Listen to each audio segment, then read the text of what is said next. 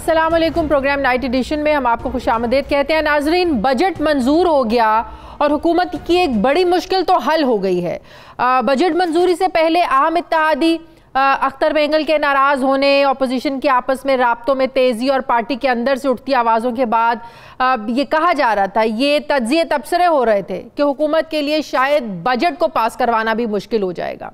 हुकूमत इस इम्तिहान में तो बासानी सुरखरू हो गई है, लेकिन हुकूमत को अभी भी पार्टी के अंदर और बाहर से शदीद सियासी दबाव का सामना। इनफैक्ट ये कहा जा रहा है कि बजट पास करवाने के बाद, बजट पास होने के बाद ज़्यादा हुकूमत के लिए मुश्किलात सामने आने वाली है। गुज़श्ता हफ्ते हुकूमती अरकान असम्बली राजा रियाज और रियाज मज़ारी ने अपनी ही हुकूमत को तनकीद का निशाना बनाया था और गिले शिकवे किए थे, जिसके बाद वज़ीर आज़म फिर मुतहरिक हुए और अरकान असम्बली से उन्होंने मुलाकातों का कुछ सिलसिला भी शुरू किया।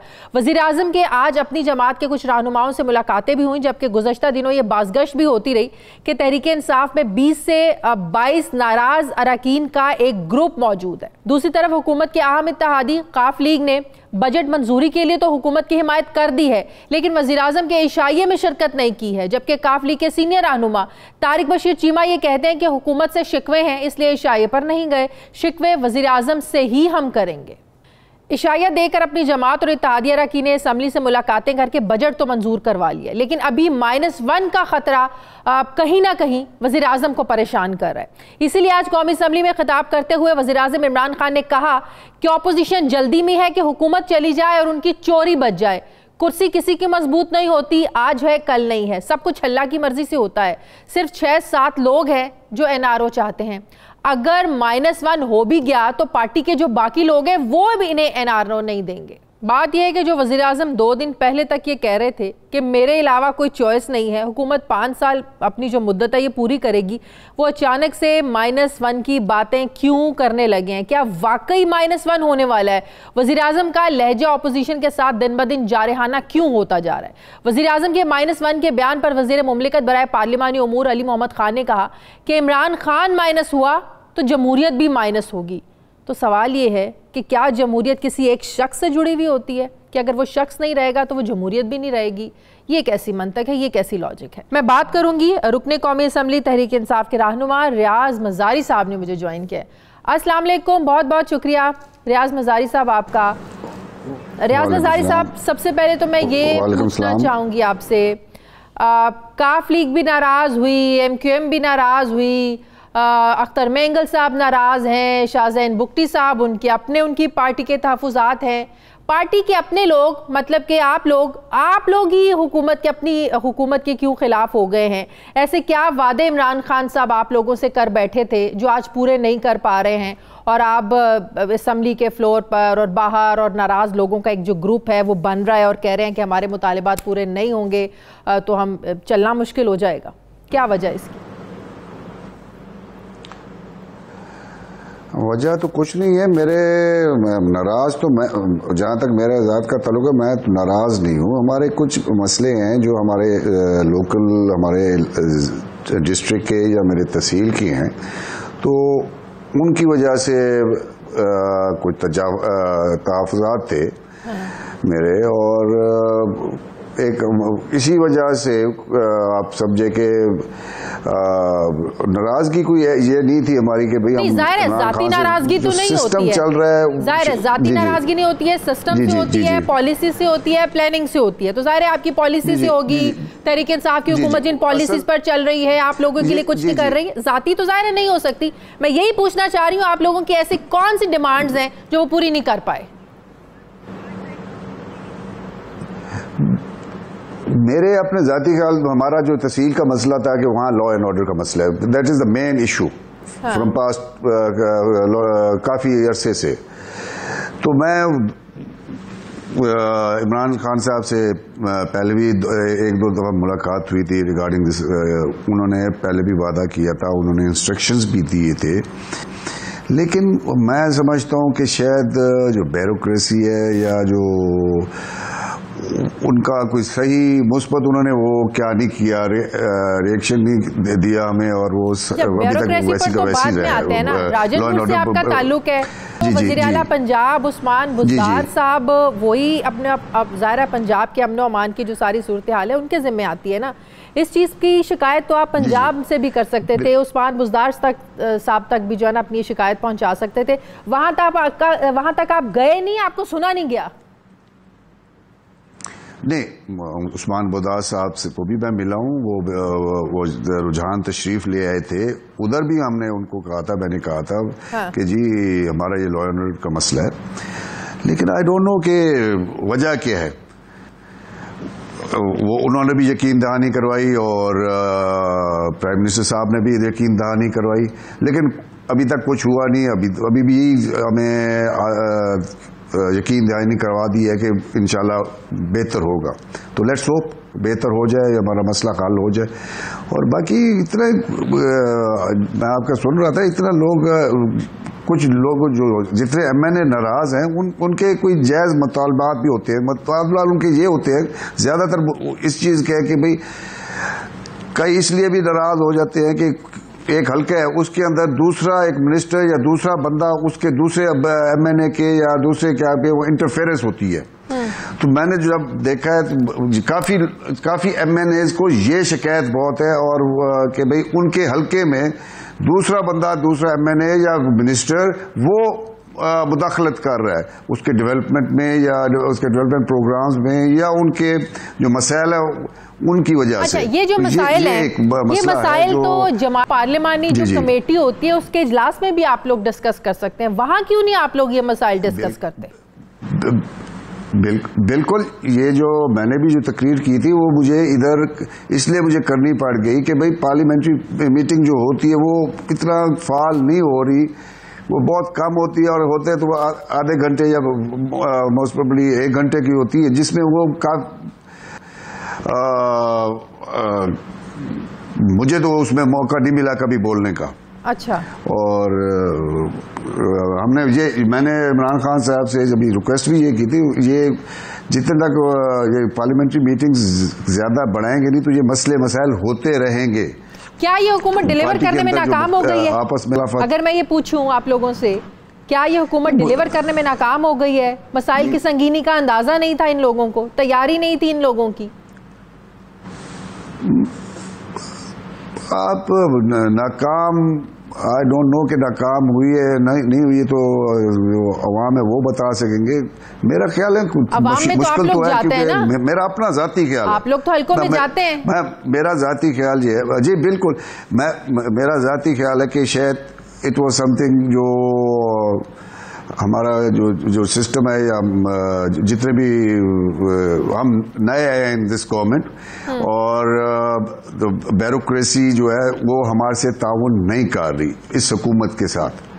मेरा अपना जाती ख्याल ये है, हालांकि उनको करना चाहिए था और जब तक या शायद हमारे में एक्सपीरियंस की कमी हो सकती है, ये भी एक वजह हो सकती है मेरा ख्याल है।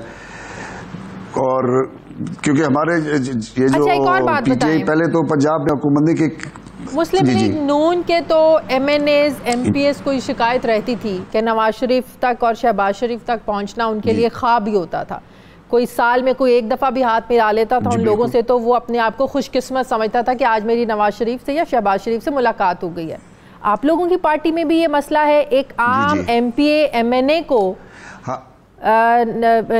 इमरान खान साहब तक, वजीर आजम साहब तक इजीली एक्सेस है?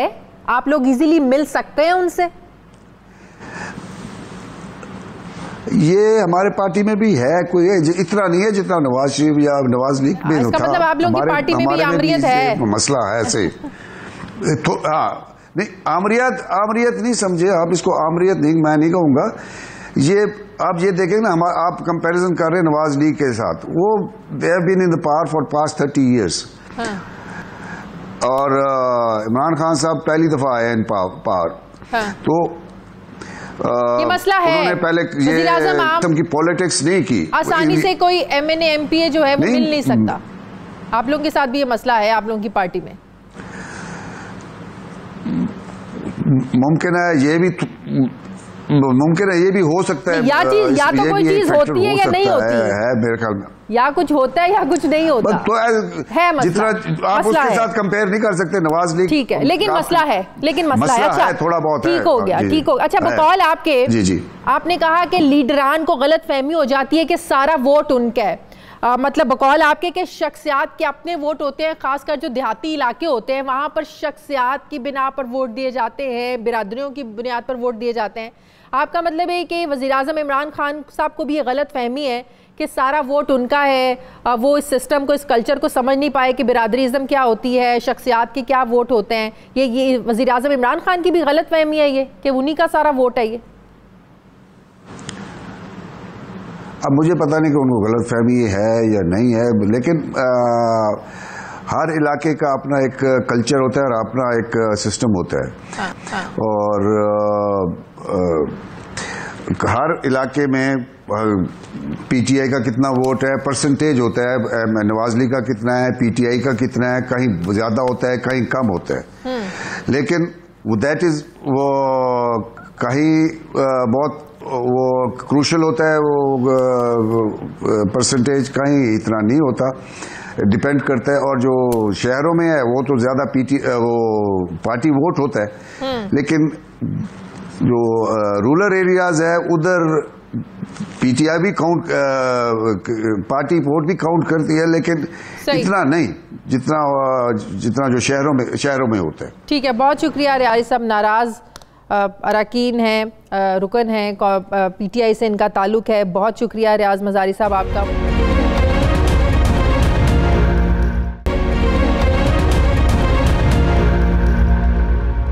मुझे ज्वाइन किया सीनियर सहाफ़ी, सीनियर तज्ज़ियाकार मज़हर अब्बास साहब। अस्सलाम वालेकुम, बहुत बहुत शुक्रिया मज़हर अब्बास साहब आपका। मज़हर अब्बास साहब, आपका कॉलम आज पढ़ा, क्या वज़ीर-ए-आज़म दबाव का शिकार है? जो आपने सारी पॉलिटिकल जो सिचुएशन है इसको मद्देनज़र रखते हुए जो आपने लिखा, इसी पर मैं आपसे बात करना चाहती हूँ। जो सारा सिनेरियो चल रहा है पॉलिटिकल, इस हुकूमत के इत्तेहादी हों मज़हर अब्बास साहब, इनकी पार्टी के अपने लोग हों, आजकल हर कोई एक ही बात कर रहा है कि हमने इमरान खान पर एतमाद किया, तब्दीली के लिए हम लोगों ने उम्मीदें लगाई थी, हमारी तवक्कुआत पूरी नहीं हुई, इमरान खान तब्दीली ला नहीं सके। क्या आप समझते हैं कि यही एक वजह है वज़ीर-ए-आज़म इमरान खान पर प्रेशर का, ये नतीजा है कि आज वो माइनस इमरान खान की भी बातें कर रहे हैं, -1 फार्मूले की भी बात कर रहे हैं, फिर वो ये भी बात कर रहे हैं कि इमरान खान के अलावा कोई चॉइस नहीं है? यही खौफ है जो वज़ीर-ए-आज़म साहब इस तरह की बातें कर रहे हैं, प्रेशर का शिकार है वज़ीर-ए-आज़म?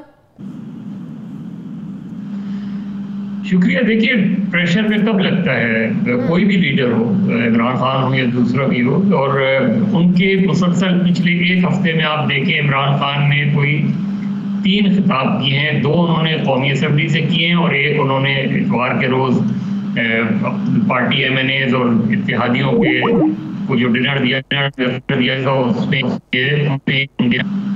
और उसके बाद उनकी मुसलसल मुलाकातें देखें, जो नाराज MNAs थे जिनसे वो बहुत अरसे से नहीं मिले थे, उनको दोबारा बुला के, तो ये सारी जो बातें इस चीज़ की गवाही कर रही हैं कि वो कहीं ना कहीं प्रेशर फील कर रहे हैं। वो अलग बात है कि वो उनकी रेपुटेशन एक फाइटर की है, वो फाइट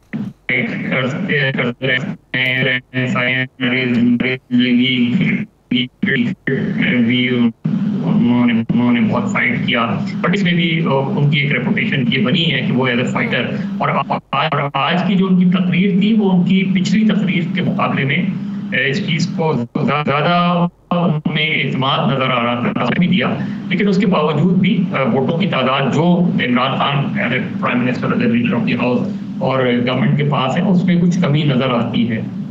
तो मेरा ख्याल है इसके बाद अब देखना ये कि बजट के बाद जो वादे उन्होंने किए हैं अपने MNAs से और साथ में अपने इत्तेहादियों से, उसको वो किस हद तक पूरा करते हैं। अच्छा मज़हर अब्बास साहब, क्या आप इस बात से इत्तफाक करते हैं कि जब से शुगर कमीशन की रिपोर्ट आई है, जिसमें जहांगीर तरीन का नाम, मोनिस इलाही का नाम, खुसरो बख्तियार का नाम, और फिर IPPs की रिपोर्ट आई जिसके ऊपर कोई एक्शन ही नहीं हुआ, क्या इन रिपोर्ट्स के आने के बाद आप समझते हैं इस हुकूमत के लिए मसाइल ज़्यादा पैदा हुए? ज़ाहिर है जहांगीर तरीन का एक अपना ग्रुप है, फिर मोनिस इलाही काफ लीग, उनका एक अपना प्रेशर है पंजाब में, फिर खुसरो बख्तियार, फिर उनके अपने इंटरेस्ट हैं। तो आपको लगता है कि ये एक वजह है कि हुकूमत के लिए मसाइल ज़्यादा बढ़े इस रिपोर्ट को सामने लाने के बाद? देखिए उसके अलावा भी अगर आप देखिए तो पंजाब में जो पॉलिटिक्स रही है, और ये जो इमरान खान की जो सबसे प्रॉब्लमेटिक एरिया है वो पंजाब ही रहा है। आप अगर पीटीआई के 70% MNA से आप पूछें कि क्या पंजाब में उस्मान बुज़दार की चॉइस दुरुस्त थी, तो मैं आपको यकीन दिलाता हूँ कि ज़्यादा मेजॉरिटी ऑफ द MNAs कहेंगे ये दुरुस्त नहीं थी। लेकिन इमरान खान के आगे वो सब के सब मजबूर हैं। यही पंजाब में पॉलिटिक्स में जो ग्रुपिंग्स हैं ये 2013 से चली आ रही हैं, चाहे शाह महमूद कुरैशी वर्सेस जहांगीर खान तरीन हैं और तीसरे। तो ये बहुत ओपन है, पीटीआई के अंदर ये ग्रुपिंग बहुत ओपन है। लेकिन जहांगीर खान तरीन की जहां उनकी बहुत सी चीज़ों से इख्तिलाफ किया जा सकता है, इमरान खान के लिए वो इमरान खान के बहुत करीब थे और इमरान खान उनको अपने से बहुत करीब समझते थे। और ऐसी पॉलिटिकल क्राइसिस में जहांगीर खान तरीन जो है वो अक्सर इमरान खान को उन बुरानों से निकाल लाते थे। बिल्कुल। तो जरूर वो जो जहांगीर खान तरीन को आउट किया गया, तो जहांगीर खान तरीन के साथ बहुत से MNAs आज भी राब्ते में हैं, बहुत से MPs पंजाब के आज भी राब्ते में हैं।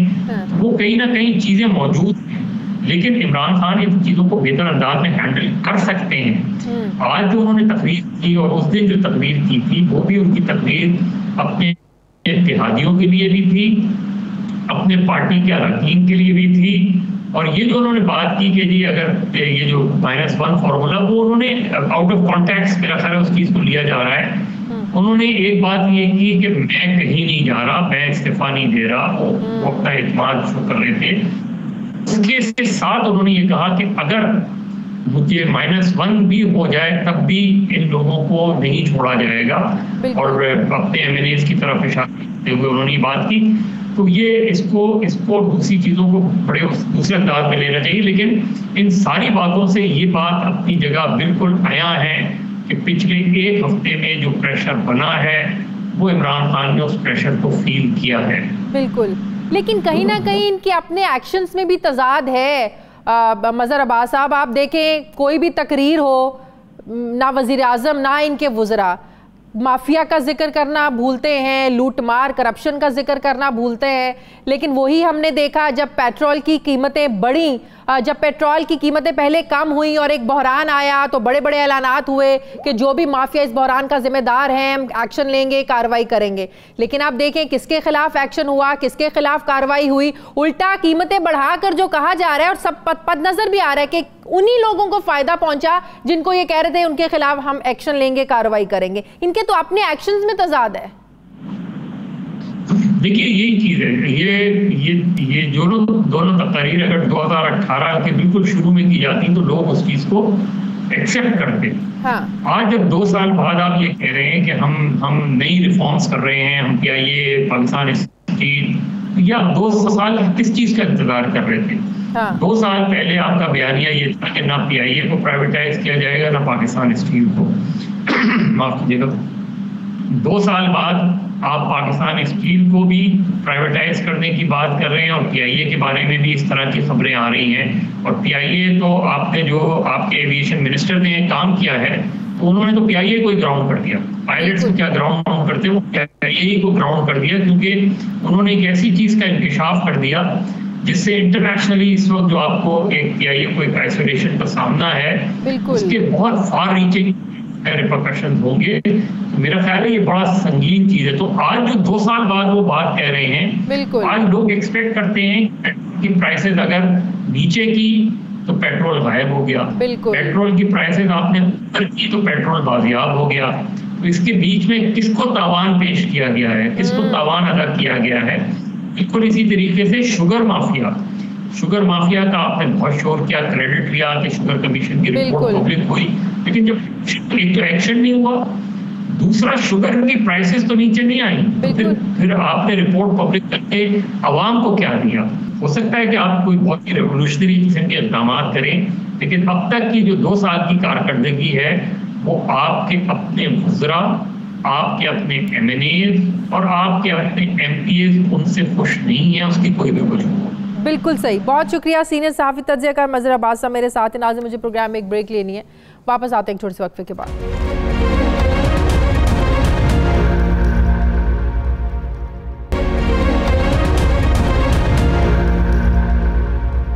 नाजरीन, ऑपरेशन ज़र्ब-ए-अज़्ब और ऑपरेशन रद्दुल फसाद के तहत पाक फौज ने मुल्क के अंदर से दहशतगर्दों और उनके सहूलतकारों का खात्मा किया, लेकिन एक बार फिर से ये जो इंतहा पसंद है ये मुतारिक हो रहे हैं और ख़ास तौर पर बलूचिस्तान को और सिंध को निशाना बनाया जा रहा है, इन्हें टारगेट किया जा रहा है। गुज़श्ता रोज़ पाकिस्तान स्टॉक एक्सचेंज पर होने वाला हमला भी इसी की एक कड़ी है। सिर्फ सिंध के अंदर शिद्दत पसंदों का एक माह में ये तीसरा हमला है। पाकिस्तान स्टॉक एक्सचेंज के हमले से कुछ रोज़ पहले ही कराची और घोटकी में रेंजर्स पर हमले हुए थे, जिसकी जिम्मेदारी एक शिद्दत पसंद सिंधी तंजीम ने कबूल की थी। जबकि गुज़श्ता महीने बलूचिस्तान में भी फोर्सेस पर 3 हमले हुए, जिनमें कई एहलकार शहीद और जख्मी हुए। पाकिस्तान स्टॉक एक्सचेंज और बलूचिस्तान में हमलों के पीछे शिद्दत पसंद तंजीम BLA ही थी। एडिशनल IG कराची गुलाम नबी मेमन का यह कहना था कि स्टॉक एक्सचेंज पर हमला करने वालों को कराची से ही सपोर्ट हासिल थी। इसका मतलब यह हुआ कि दहशतगर्दों के सहूलतकार कराची में ही मौजूद थे और अभी भी हैं। हुकूमत और सिक्योरिटी इदारों के ऐसे अनासिर के खिलाफ ऑपरेशन मजीद तेज करना होगा। कल DG रेंजर सिंध ने कहा कि इस हमले में भारतीय एजेंसी रॉ मुलविस है, जबकि आज वज़ीर-ए-आज़म इमरान खान ने भी कौमी असम्बली में खिताब करते हुए कहा कि इस बात में कोई शक नहीं कि पाकिस्तान स्टॉक एक्सचेंज पर हमला भारत की ही एक साजिश थी। इससे पहले भी हमारी एजेंसीज ने 4 तखरीबकारी के मंसूबों को नाकाम बनाया था और इन सब की मंसूबाबंदी भारत में की गई। सबसे पहले आज पाकिस्तान के हीरोज को एक्नॉलेज करना चाहता हूँ। इन्होंने कुर्बानियाँ दे के हमारी सिक्योरिटी फोर्सेस ने मुकाबला करके एक बहुत बड़ा सानिया, जो कि बड़ी प्लानिंग से हमारा हमसाया मुल्क हिंदुस्तान पाकिस्तान को डिस्टेबलाइज करने के लिए उन्होंने बड़ा प्लान बनाया हुआ था। इनका सिर्फ एक एम था कि स्टॉक एक्सचेंज के अंदर जाके और वहाँ उनको हॉस्टेज रखते, और जो एक दफ़ा मुंबई में बहुत बड़ी दहशतगर्दी हुई थी, बिल्कुल उसी तरह का प्लान था कि स्टॉक एक्सचेंज में भी ये वही करते। हमें कभी कोई शक नहीं कि ये हिंदुस्तान से हुआ है। जबकि कल के वाक़े के बाद भारत ने एक नई चाल चली और पाकिस्तान के अंदर दहशतगर्दी में मुलविस भारत जो है अब अपने मुल्क में दहशतगर्दी के ख़तरे की वार्निंग्स जारी कर रहा है और ड्रामा रचाया जा रहा है कि पाकिस्तान से 25 मुबैना दहशतगर्द जो हैं ये भारत में दाखिल हुए हैं। दिफाई माहिरीन ये कहते हैं कि भारत का ये जो तरीका है ये फॉल्स फ्लैग ऑपरेशन का रिवायती एक तरीका है। सवाल ये है कि पाकिस्तान को ऐसी सूरत हाल में क्या करना चाहिए। दूसरी तरफ आज पाकिस्तान से भारतीय सिफारत खाने के 38 अरकान को वापस भारत भेज दिया गया है। मैं बात करूंगी दिफाई तज्ज़ियाकार जनरल रिटायर्ड एजाज अवान साहब ने मुझे ज्वाइन किया, बहुत शुक्रिया। अस्सलाम वालेकुम जनरल साहब, आपका वक्त दिया आपने।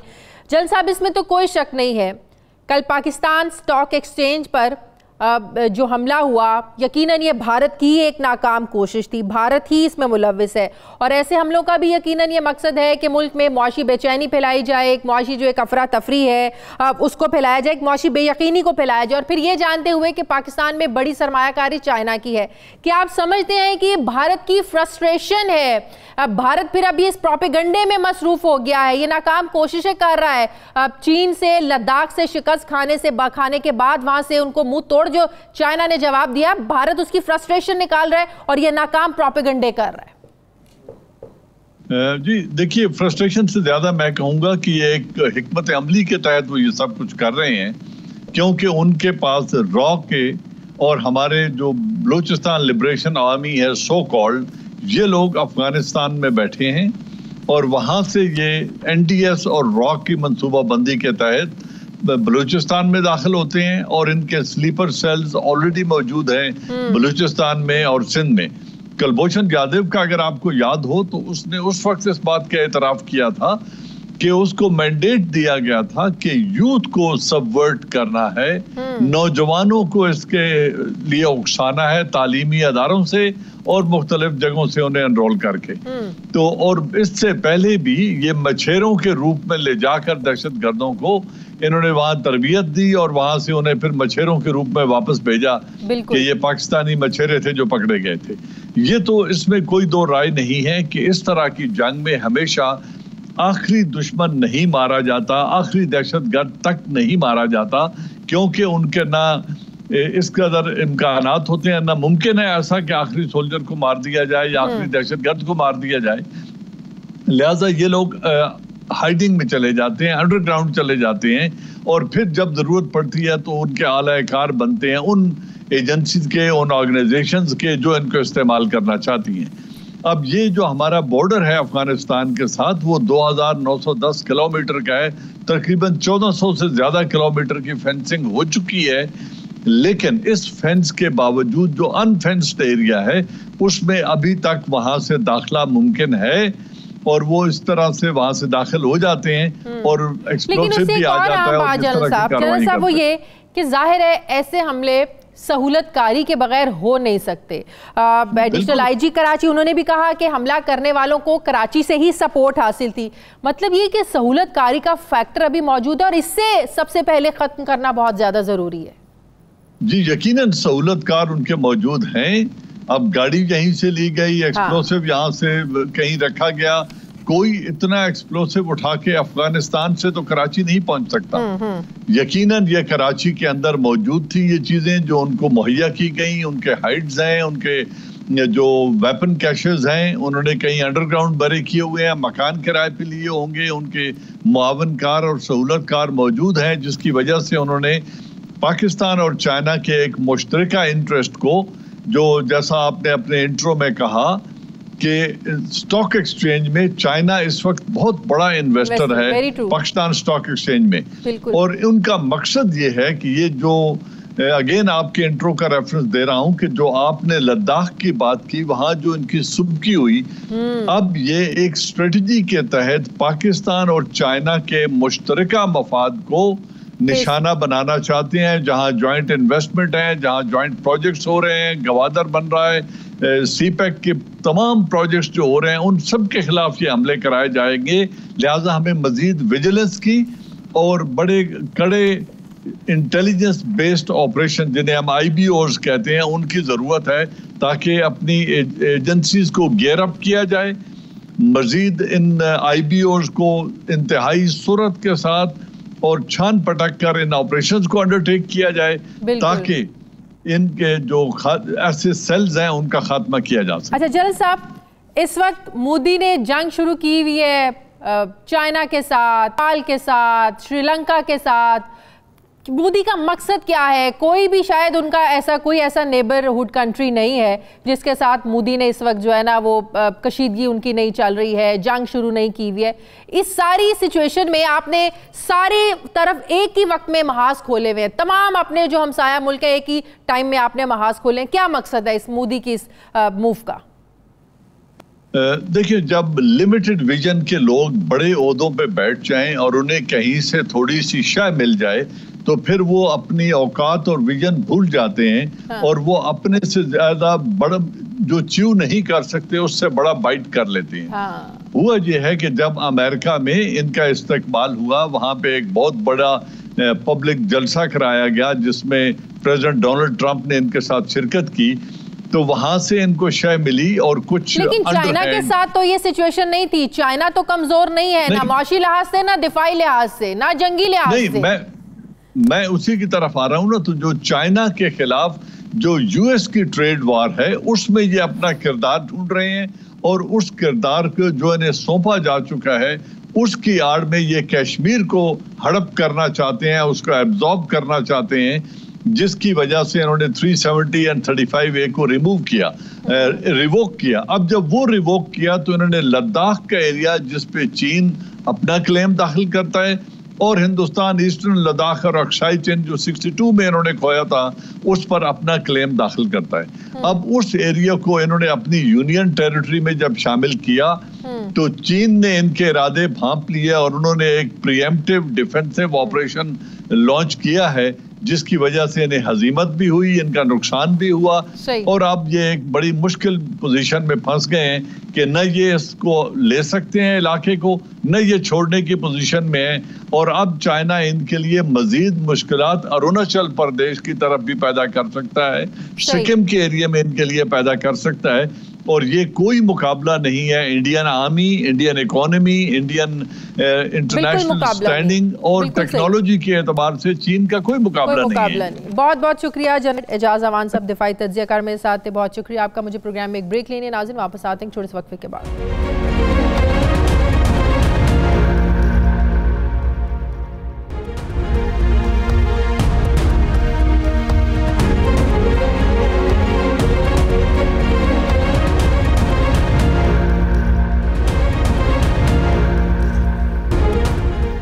ब्रेक के बाद एक बार फिर से आपको खुशामदीद कहते हैं। नाज़रीन, कोरोना का खतरा अभी टला नहीं है। पंजाब हुकूमत ने में स्मार्ट लॉकडाउन में 15 जुलाई तक तौसी कर दी है, जबकि इलाकों को मजीद बंद रखने या खोलने के फैसले का इख्तियार जो है ये डिप्टी कमिश्नर्स के सपुर्द कर दिया गया है। डिप्टी कमिश्नर्स अपने अजला में कोरोना केसेस के तादाद के पेश नज़र स्मार्ट लॉकडाउन का फैसला कर सकेंगे। 18 जून से हॉटस्पॉट करार दिए जाने वाले इलाकों में सख्त लॉकडाउन का आज आखिरी दिन था। अब किन इलाकों को खोलना है, किन को बंद करना है या तमाम सीलशुदा इलाकों को खोलना है, अभी इसका हतमी ऐलान नहीं हुआ है। लेकिन कोरोना की सूरत हाल जो है ये मुल्क में तशवीशनाक हद तक खतरनाक हो चुकी है। हुकूमती अंदाजे दुरुस्त साबित हो रहे हैं। हुकूमती वज़रा की जानिब से मुतअद्दिद बार ऐसे बयानात सामने आए थे जिनमें ये कहा गया था कि मई और जून में कोरोना केसेस अपनी इंतहा को पहुंच सकते हैं, और यही हुआ। पाकिस्तान में कोरोना का पहला मरीज जो था, पहला केस 26 फरवरी को सामने आया और अब तक 4 महीने गुजर गए हैं, और इन 4 महीनों में जून का महीना सबसे ज्यादा खतरनाक साबित हुआ है। जून के 29 रोज के दौरान 1,37,000 से ज्यादा केसेस और 2700 से ज्यादा अमवात का इजाफा हुआ।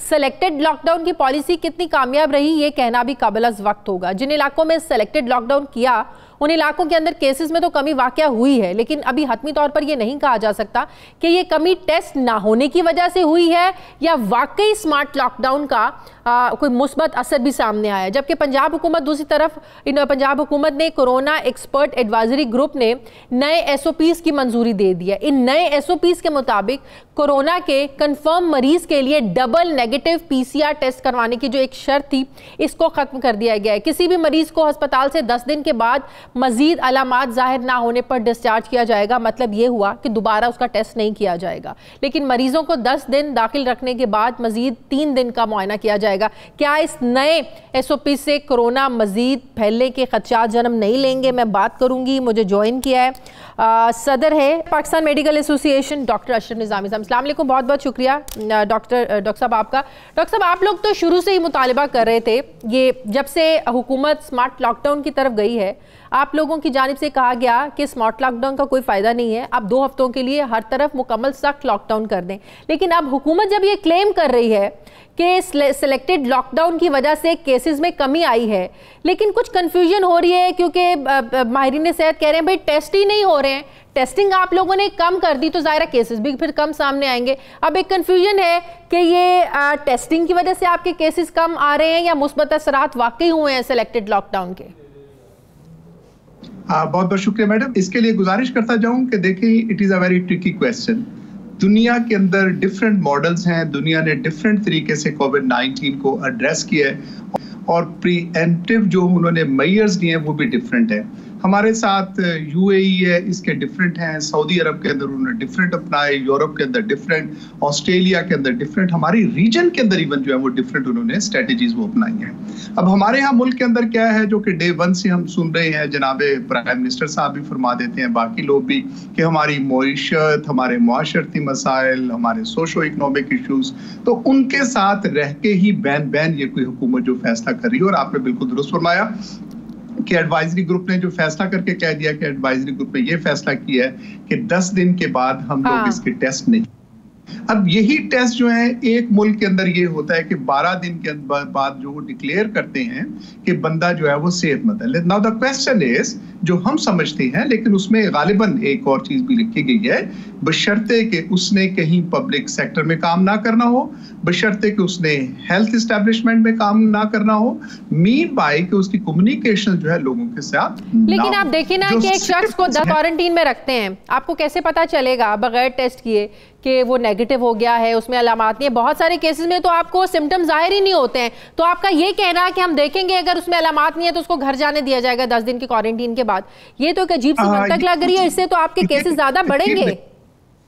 आपने बिल्कुल दुरुस्त फरमाया और हमारा भी नुक्ता नजर यही है एज पाकिस्तान मेडिकल एसोसिएशन कि ये 10 दिन नहीं है, एक तो ये 2 हफ्ते पे मुहित है जो अभी तक निकले हैं क्वारंटाइन या आइसोलेशन की खातिर। It is 2 weeks, it is not the 10 days जो दुनिया अभी तक वहां पहुंची है। चूंकि अभी तक खत्मी हमारे साथ कुछ मौजूद नहीं है, day by day, day to day हमारे ये अफेयर्स चलते हैं कोविड-19 के साथ। WHO की आती हैं रिकमेंडेशंस, कुछ हमारे लोकल वहां पे आते हैं, still scientist are working over there. और इसका इसका हमें पता नहीं है कि ये किस तरह से बिहेव करेगी। अभी जो कि पाकिस्तान के अंदर जो आपने शुरू में, और बिल्कुल आपने दुरुस्त फरमाया कि जो ये इंप्रेशन दिया जा रहा है कि ये स्मार्ट लॉकडाउन है जिसकी वजह से कम हो गया, मैं आपसे 100% एग्री करता हूँ। ये कतई तौर पे अभी कहना कबल वक्त है कि ये स्मार्ट लॉकडाउन था या स्कैटर्ड लॉकडाउन था। अगर इस एस को हम देखें तो to my understanding it is a scattered lockdown, to be very frank. कि लाहौर शहर को देखें, कराची को देखें, ये बड़े शहर, और मोर ओवर हमारा कल्चरली और एडमिनिस्ट्रेटिवली ये प्रैक्टिकली मुमकिन नहीं है कि we can keep the people in isolation.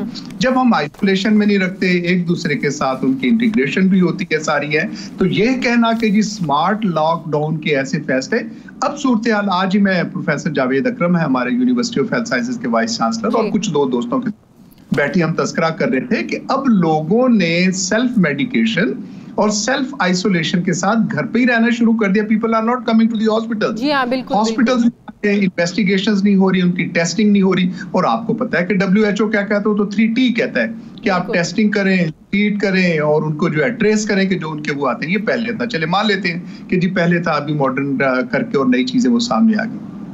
Having said कि जब तक हम टेस्टिंग कैपेसिटी को नहीं बढ़ाएंगे, पाकिस्तान का अपना पंजाब 12 करोड़ का मतलब एक सूबा है जो कि 11वां बड़ा मुल्क बनता है दुनिया का अगर उसके साथ, और कैपेसिटी हमारी देख लें कितनी है। तो आपका मतलब है टेस्टिंग कम करके कहना सेलेक्टेड लॉकडाउन जो है वो कामयाब हुआ, ये गलत स्ट्रैटेजी है, लोगों को अंधेरे में रखने के मुतरादिफ है? मैं समझता हूं कि ये वाइज नहीं है। इट इज नॉट वाइज कि हम डिक्लेरेशन इस चीज के ऊपर दे दें जब हमने लोगों को टेस्ट भी नहीं किया और हम समझते हैं लोग हमारे पास हॉस्पिटल्स में नहीं आ रहे। हाँ, ये बात मैं आपके साथ शेयर कर लेता हूं कि somehow mutation has taken place, और लकीली हमारे पास जो इस वक्त जो इन्फेक्शन के साथ लोग आ रहे हैं उनकी जो लेवल है वो उतना कॉम्प्लिकेटेड नहीं है जो हमने देखा था कि इटली के अंदर, अमेरिका और ब्रिटेन के अंदर था। Somehow it is a blessing over here हमारे साथ, and it is because of the mutation of the virus. इसमें हमारा या हुकूमत का या हमारे लॉकडाउन्स का या मतलब ऐसे लॉकडाउन्स का इसका कतई तौर पर हुकूमत ने 15 जो इसमें तौसीह की है, आप समझते हैं कि ये दुरुस्त स्ट्रेटजी है या और इसको आगे मजीद बढ़ना चाहिए? अभी तो ईद आनी है 31 जुलाई को। देखिए, इसमें दो आपने चीजें की। एक तो हम as PMA Pakistan medical association समझते हैं देयर इज आइदर लॉकडाउन और there is no lockdown. WHO again मैं उसको रेफर बार बार कर रहा हूँ, लोग इससे इरिटेट भी होते हैं, लेकिन उसने 6 कंडीशंस बताई कि जब 6 कंडीशंस आ जाएं तो फिर आप रीजनल या स्मार्ट लॉकडाउन की तरफ आ सकते हैं।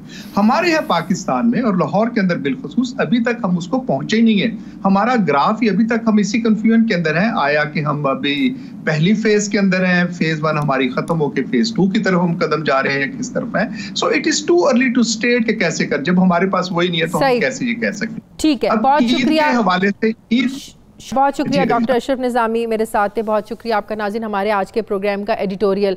नाज़रीन, पाक फौज ने नई तारीख रकम करते हुए एक खातून ऑफिसर मेजर जनरल निगार जौहर को पहली मर्तबा लेफ्टिनेंट जनरल के ओहदे पर तरक्की दे दी गई है। ISPR के मुताबिक निगार जौहर पहली खातून ऑफिसर हैं जिन्हें लेफ्टिनेंट जनरल के ओहदे पर तरक्की मिली है।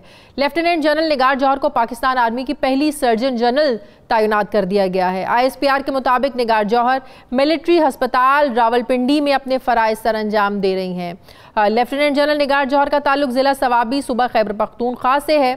यकीनन ये नहायत खुशआइंद इक़दाम है और इस बात की दलील है कि ख़वातीन किसी भी मैदान में मर्दों से कम नहीं हैं। इससे यकीनी तौर पर ख़वातीन की इस शोबे में जो दिलचस्पी है, इंटरेस्ट है, ये मज़ीद बढ़ेगा और ख़वातीन हर शोबे की तरह मुल्की अमन व अमान के लिए भी अपना किरदार अदा कर सकेंगी। नाज़रीन, ये था हमारा प्रोग्राम। आप मुझे फ़ीडबैक ज़रूर दीजिएगा, अपना ख्याल रखिएगा। मुझे इजाज़त दीजिए, अल्लाह हाफ़िज़।